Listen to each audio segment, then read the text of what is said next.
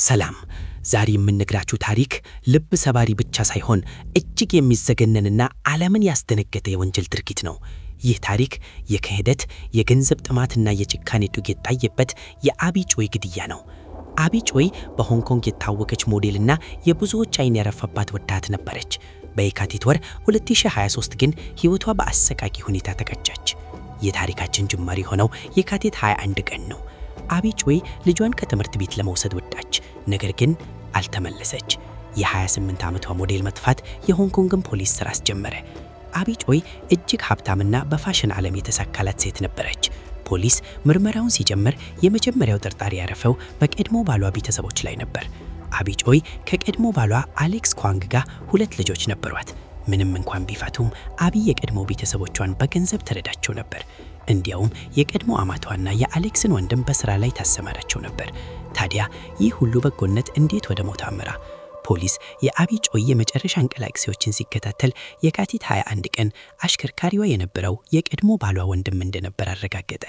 አቢ በዚያ ቀን መኪና ውስጥ ከገባች በኋላ ለዘላለም ተሰወረች። ፖሊስ የሉንግ ሜይ የተባለውን መንደር ሲፈትሽ ያገኘው ነገር ግን እጅግ የሚዘገነን ነበር። በአንድ ከከራይቶት በነበረ ቤት ውስጥ የአቢ ጮይ የሰውነት ክፍሎች ተበታትነው ተገኙ። ገዳዮቹ ወንጀላቸውን ለመደበቅ ያደረጉት ሙከራ የሰው ልጅ ጭካኔ የሚያሳይ ነው።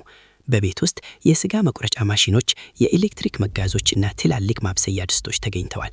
ፖሊስ ባደረገው ፍለጋ የአቢን የሰውነት ክፍሎች በማብሰያ ድስት ውስጥ አገኝተዋል።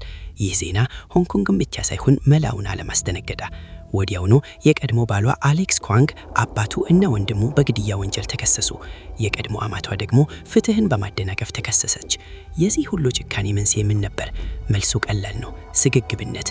አቢ ጮይ በካዶሪ ሂል የነበራትን የብዙ ሚሊዮን ዶላር አፓርታመንት ለመሸጥ አቅዳ ነበር። ይህ አፓርታመንት ምንም እንኳን አቢ የገዛችው ቢሆንም የተመዘገበው በቀድሞ አማቷ ስም ነበር። አቢ ቤቱን ለመሸጥ ስትወስን የቀድሞ ባሏ ቤተሰቦች ሀብቱን እናጣለን በሚል ስጋት ይህን አሰቃቂ ሴራ አሴሩ። አሌክስ ኳንግ በጀልባ ለማምለጥ ሲሞክር ከፍተኛ መጠን ያለው ገንዘብና የቅንጦት ሰዓቶችን ይዞ ተያዘ። ይህ ቤተሰብ ለዓመታት በአቢ ጮይ ደግነት ሲኖር ቆይቶ በመጨረሻ ግን ለገንዘብ ሲሉ ሕይወቷን ቀጠፉ።